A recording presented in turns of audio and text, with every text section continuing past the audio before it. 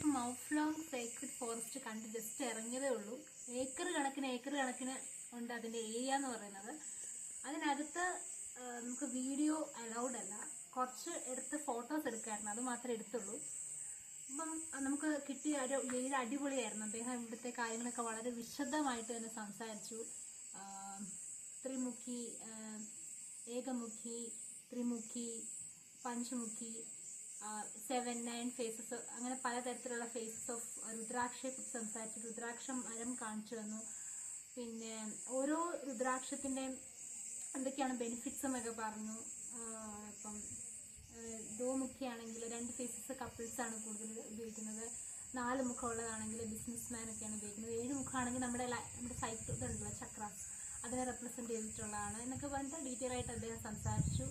അതിനുശേഷം നമ്മൾ റോഡോഡെൻഡ്രോൺ എന്ന് പറഞ്ഞിട്ടുള്ള മരം, അതിൻ്റെ പശ കറയൊക്കെ ആണെങ്കിൽ പെർഫ്യൂംസിന് വേണ്ടിയിട്ട് മെഡിസിനലായിട്ടൊക്കെ യൂസ് ചെയ്യുന്നതായിട്ട് പറഞ്ഞു. പിന്നെ 5 സ്ഥലത്ത് മാത്രം കാണുന്ന നമ്മുടെ ടാക്സസ് ക്യാൻസറിനെതിരായിട്ടുള്ള ഒരു മരം ഇവിടെ ഉണ്ട്. അത് ഒറ്റ ഒരെണ്ണേ ഉള്ളൂ. 200 ഏക്കർ ഫോറസ്റ്റിൽ ഒരേ ഒരു മരമാണ് ഉള്ളത്. അപ്പം അത് കണ്ടു ഞങ്ങൾ. പിന്നെ ഇവിടെ ഉണ്ടായിരിക്കുന്ന കുറച്ച് റിച്വൽസ്, അതായത് ഈ ബുള്ളിനെയൊക്കെ, റെഡ് ബുള്ളിനെ അറക്കുന്നുണ്ടായിരുന്നു പണ്ട്. പിന്നെ ഇപ്പോൾ അത് ഒരു മുർഗി ആയിട്ട് മാറി. അങ്ങനെ കുറച്ച് റിച്വൽസ് നടക്കുന്ന സ്ഥലവും അങ്ങനെയൊക്കെ കുറച്ച് വളരെ ഹോണ്ടഡ് ആയിട്ടുള്ള ഒരു ഏരിയ പോലെയാണ് ഈ ഫുൾ ഹോൾ പ്ലേസ് ഇരിക്കുന്നത്. ഒരു വലിയൊരു മൈതാനം ഉണ്ട്. അതിന് ശേഷമാണ് പിന്നെ ഡീപ്പായിട്ടുള്ള ഫോറസ്റ്റ്. നമ്മുടെ സത്യം പറഞ്ഞാൽ നമ്മുടെ അവിടെ വയനാടൊക്കെയുള്ള ഫോറസ്റ്റ് വിസ്മരിപ്പിക്കുന്ന വിധത്തിലുള്ള ഫോറസ്റ്റാണ്. ഇതുപോലെ തന്നെ കുറച്ച് ഗുഡ് ഓമൻ, ബാഡ് ഓമൻ, അങ്ങനത്തെ ഒക്കെ കുറേ കാര്യങ്ങളൊക്കെ അദ്ദേഹം സംസാരിച്ചു. വളരെ ഇൻഫർമേറ്റീവ് ആയിരുന്നു. അതിനുശേഷം അദ്ദേഹം ഞങ്ങളോട് കുറച്ച്, നമ്മൾ സൗത്തിൽ നിന്ന് വന്നപ്പോൾ അദ്ദേഹം കുറേ കാര്യങ്ങൾ വേറെ സംസാരിച്ചു. പിന്നെ ജനറലായിട്ട് വേറൊരു കാര്യം പറഞ്ഞത്, ഇവിടെ അറേഞ്ച്ഡ് മാരേജ് എന്ന് പറയുന്ന ഒരു സംവിധാനം ഇല്ല എന്നുള്ളതാണ്. ഞാൻ ആലോചിക്കുകയായിരുന്നു, ഇത്രയും ഇൻഡിജീനിയസ് ആയിട്ടുള്ള ഒരു സ്ഥലത്ത് അവർ എത്ര അഡ്വാൻസ്ഡ് ആയിട്ടുള്ള ഇതാണ്. അവർ ലവേഴ്സിന് കണ്ടാൽ മാത്രമേ, അത് പ്രായം ഇൻസിസ്റ്റഡ് അല്ല, അവർ പറ്റിയ ആൾക്കാരെ കണ്ടാൽ മാത്രം മാരേജ് ചെയ്താൽ മതി എന്നുള്ളൊരു സിസ്റ്റമാണ് ഇവിടെ ഉള്ളത്. അതേപോലെ തന്നെ ഇവിടെ സ്ത്രീകളാണ് ഒരു ഫാമിലിയുടെ ഹെഡ്. സ്ത്രീകളാണ് ഫിനാൻസ് കൈകാര്യം ചെയ്യുന്നത്. സ്ത്രീകൾക്കാണ് ലാൻഡും എല്ലാം ഉള്ളത്. സമ്പത്തെന്ന് പറയുന്നത് സ്ത്രീകളാണ് കൈകാര്യം. അങ്ങനെ സ്ത്രീകൾക്ക് വളരെയധികം മേൽപ്പത്തിയുള്ള ഒരു സ്ഥലമാണ് മേഘാലയ എന്ന് പറയുന്നത്. പിന്നെ ഈ മാരേജിൻ്റെ കാര്യം അങ്ങനെ. അപ്പം നമ്മുടെ കൂടെ സംസാരിച്ചപ്പോൾ അദ്ദേഹം പറഞ്ഞതാണ്, അദ്ദേഹം മഞ്ഞുമൽ വോയിസ് കണ്ടു, ഹിന്ദി ഡബ് ചെയ്ത വെർഷനാണ് കണ്ടത്.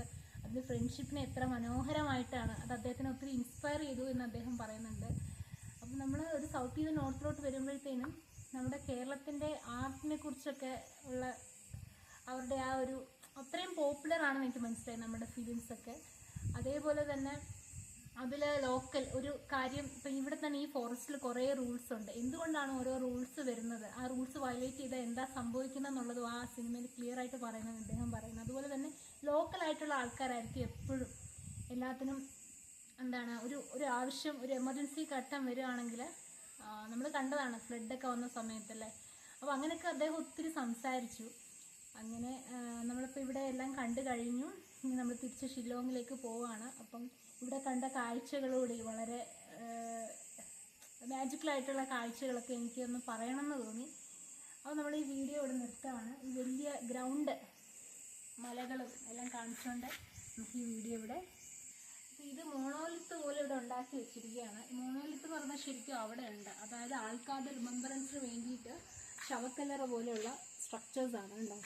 അതിൽ ഫ്ലാറ്റ് എന്ന് പറയുന്നത് സ്ത്രീകൾക്കുള്ളതാണ്, കൂർപ്പിച്ചതെന്ന് പറയുന്നത് പുരുഷന്മാരുടെയാണ്, ചെറുത് കുട്ടികൾ അടക്കം ചെയ്ത സ്ഥലങ്ങളാണ്.